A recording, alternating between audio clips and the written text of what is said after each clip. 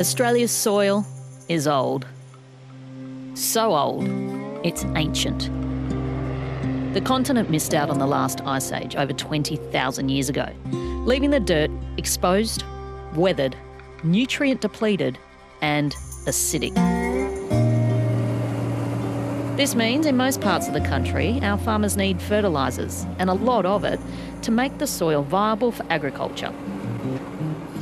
Phosphate, a key element for plants, livestock and people, is an important ingredient in many fertilisers. There is no substitute for phosphate. Every living cell, be it a plant or a microorganism or yourself, requires phosphate to survive.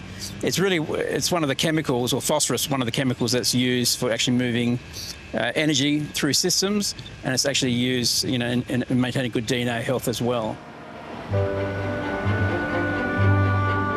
In Queensland's vast northwest, a few hours from the mining town of Mount Isa, an old phosphate mine has been resurrected. Robert Menzel, the managing director of Centrex, says the project has taken about 60 years. So the mining lease was granted in the mid-70s. It's been known about for a long time, but really it's only really been in the last 6 years that the company has really developed this project. The company's agricultural arm, AgriScience, ramped the project up in 2014. Market fluctuations and the pandemic slowed its progress, but it's firing now. Operations manager Steve Davis has been working on the site since February and says the mine will be here for some time. So current mine life is 10 years. We've got more drilling to do to expand on that, which we are very positive we will be doing. That longevity is good news for the local town of Dajara. We locally engage Punchy's Earth Moving that move the dirt, so they're majority Indigenous, so it's a great profile for us and also the town community.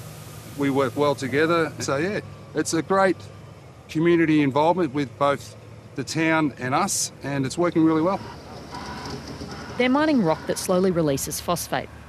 Unlike synthetic fertilisers, phosphate can take up to 5 years to build soil health. Centrex's agronomist says that means convincing farmers to buy phosphate rock isn't an easy task. Yeah, look, it's a long conversation, so we're not in here again for the short term, we're in for the long term, and that's why, as a first step, we're making direct application rock phosphate available directly to farmers. And what's the uptake been like? Well, the uptake has been slow. We're coming from a slow base, but that said, I'm surprised. I'm happy to say we've moved about just shy of 1,600 tonnes over the last financial year, and I'm sure it will grow on. But sales are gaining momentum. Mining started here in earnest in May this year. Their first bulk shipment of 7,000 tonnes of phosphate happened just in October. They're hoping to ramp that up to 30,000 tonnes per bulk shipment by 2024. That's an annual shipment of 800,000 tonnes.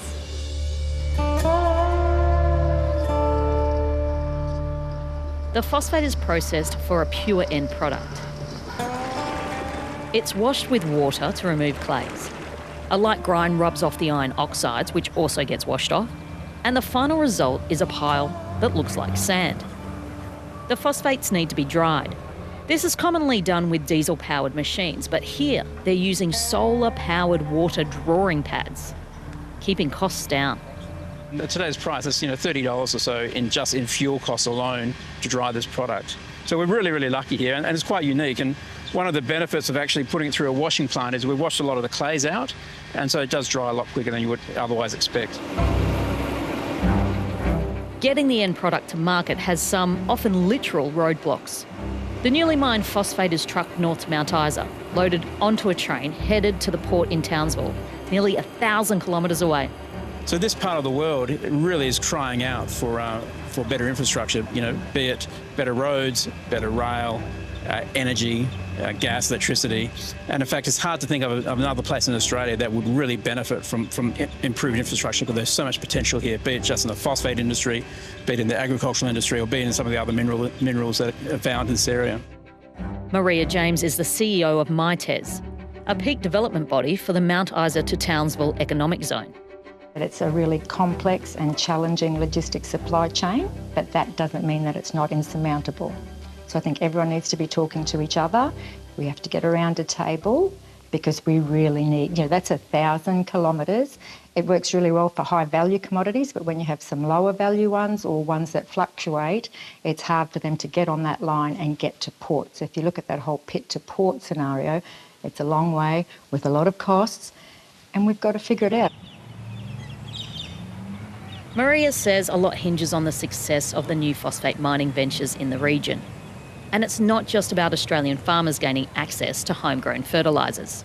They could be pivotal, they could be the catalyst for just about anything. So it's that economic multiplier effect that's really important. So there'll be jobs at the mines, there'll be people that come into Mount Isa, there'll be shops that, will be serving food, there'll be people working on the railroad, as they say, and it will go all the way to the port where there'll be increased stevedores, there'll be increased people loading and unloading. It just builds on the other. And we will regret not getting them off the ground if we don't work really hard to get them, as you said, 1,000 kilometres.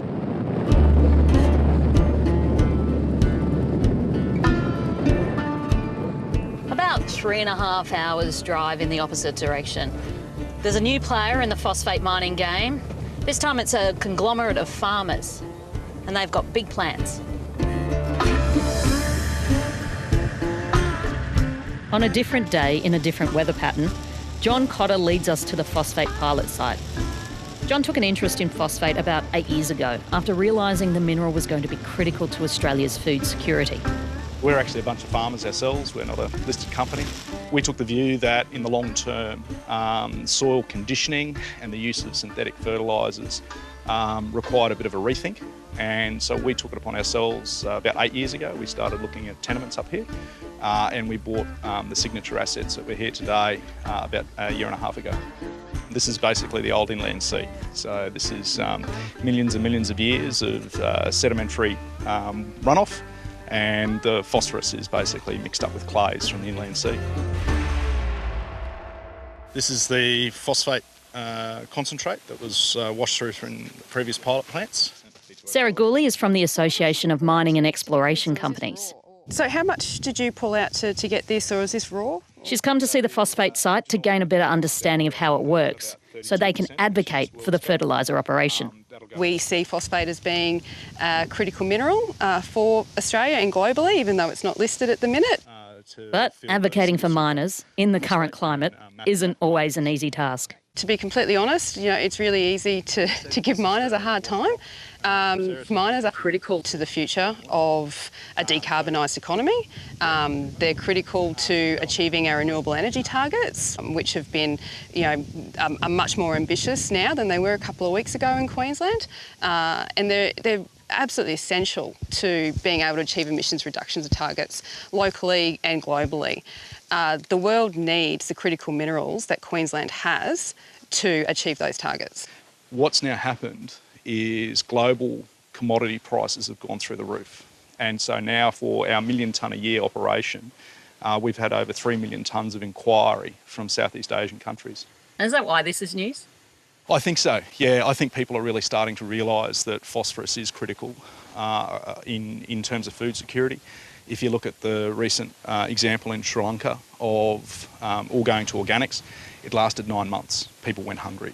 And I've just come back from Singapore and Indonesia.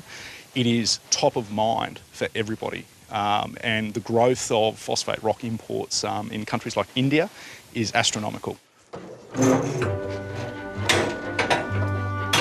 Back in Mount Isa, John checks the mine's output to date.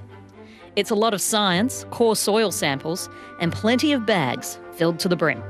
This is what the bulk product looks like out of the ground. This is what our first samples here, and this is heading to our customers in the Northern Territory for phosphorus-deficient soils. Brilliant, because I thought you hadn't really started, but I mean, all of these bags would say otherwise, right? Yeah, so this is part of proving up the concept with the direct application to the farms here in Australia, and that's what a big part of our business is focused on.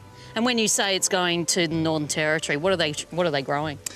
So a lot of cotton, a lot of land conversion up there, typically phosphorus deficient soil. So part of the conversion process to cotton, particularly dryland, needs a lot of P. And so this stuff is brilliant because it just releases slowly over about a 5-year period. At any stage, do any of these cotton farmers in the Northern Territory think, well, this isn't cotton growing land and I shouldn't do it? Or is this the stuff that just makes it so much easier? Well, at its heart, this makes it easier because it's really just about soil conditioning and it's about improving that soil. And it means in the long run, you're using less synthetic fertiliser as well. However, John acknowledges this isn't the immediate cure-all when it comes to soil health, but it just takes time. This is just not as effective as synthetic fertiliser and, you know, it's a long-term play. So it's about changing consumers' perceptions that you can get eventually the same productivity gains as synthetic fertiliser. Australia is a net importer of phosphate rock because we have an inefficient system of moving it. You know, we are 25th percentile cost in mining. It's shallow, it's a couple of metres deep, we can rehabilitate quickly. It's 900 k's to port. So if you look at a state-owned enterprise in Morocco, they can just fluctuate with the market. And so if you're a single super producer in New Zealand, it's easier just to buy a ship from Africa. That's changing, not only in price, but also the quality. And as those large deposits in Africa particularly start to decrease in quality, Australian phosphate is now front and centre for security, as well as being a stable country to produce it.